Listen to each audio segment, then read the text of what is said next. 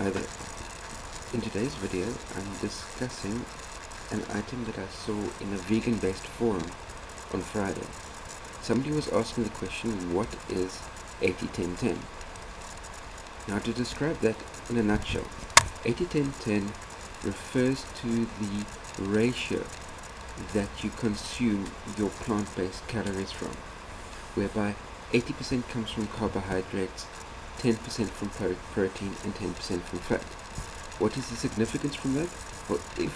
And how do you achieve a ratio of 80-10-10? The easiest way to make sure that you're achieving your ratio of 80-10-10 is to ensure that your diet consists of whole food, plant-based nutrition.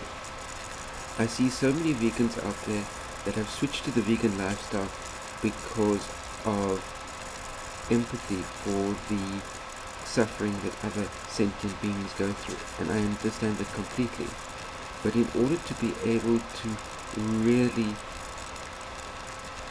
bring more meat eaters on board onto a plant-based lifestyle, it's important to be able to show that by switching to a plant-based lifestyle, there's been major health benefits.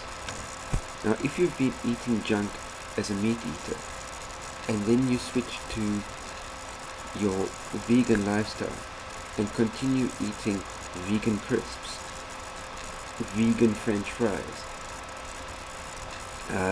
vegan burgers, vegan pizza with vegan cheese, then your health isn't going to be showing really that much of a dramatic turnaround. So in order to be able to really turn your health around in a big way, is look at the 80-10-10 ratio. 80% of your calorie intake from carbohydrate, 10% from protein, 10% from fat. Now, bearing in mind that products such as olive oil have 100% of the calories coming from fat. Products like chocolate have 60% of their calories coming from fat. Where people have been seeing reports as well about the importance of cutting back on sugar, and they list chocolate as the major culprit as far as cutting back on sugar is concerned. Now, with chocolate, as I mentioned, you've got 60% plus of the calories in chocolate coming from fat, and 30% of the calories in chocolate coming from carbohydrate, and the remaining 10% coming in the form of protein. So you can see clearly that a product like chocolate is a high fat content foodstuff. Olive oil is a high fat content foodstuff. And it's important to note that the things that make you fat are generally fat. Where you have a dietary intake that is high in fat and high in carbohydrate, what happens is your body utilizes the carbohydrate and stores the fat component away for later use. And in what way does your body store the fat content? Well, it stores it as fat. It should be an absolute no-brainer. Now, if you're eating, say, 80% or even better, 90% of your calorie intake from carbohydrates, people say, well, then what will happen to the body's with all this excess carbohydrate you're eating? Surely that will be stored away as fat. No, not necessarily. You're looking at a body system called dietary thermogenesis. Look it up. And if you're taking most of your carbohydrate intake in the form of fruit and in the form of fructose, look up as well. Fructose-induced dietary thermogenesis, where the fructose-induced dietary thermogenesis tends to create a thermogenic reaction within the body, burning up all the excess fructose independent of insulin production, which means that where you've got your especially your type 2 diabetes patients, which is your insulin dependent diabetes, consuming more of their calories in the form of fructose, the dietary thermogenesis can kick in more easily because it kicks in independent of insulin production. So now that you've switched to the vegan lifestyle, take your health back in line. Take control of your health. 80% carbohydrate, 10% protein, 10% fat. And remember that it's the fat that makes you fat. The carbs are your go-to energy source.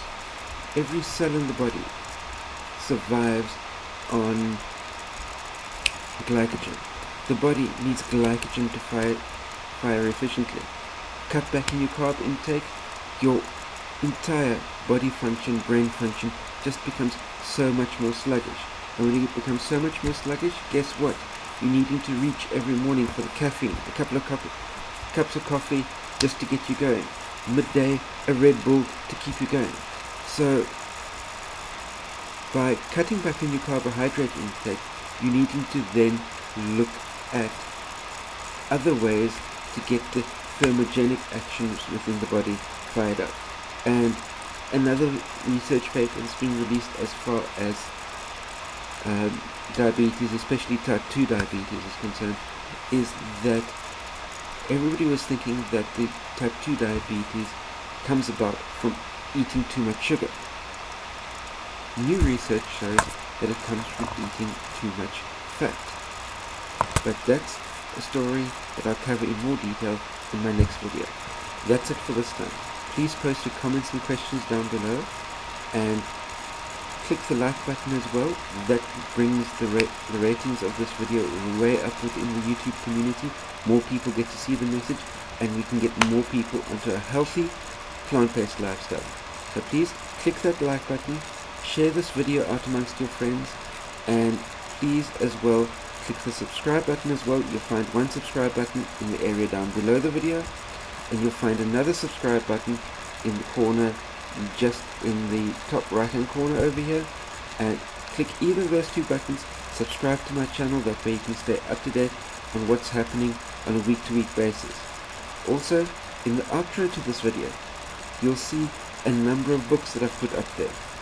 The Preventing Reverse Heart Disease, the China Study, Skinny Bitch. All of these books are books covering important issues on a healthy plant-based lifestyle. Check out these books, you won't be disappointed. They'll really help your health to get super way back on track, and get your weight down under control, get type 2 diabetes under control, reverse heart disease, reverse arteriosclerosis. So seriously, check out these books. I've put them up there for a reason. That's it for this time. Stay safe out there. See you next time. Cheers.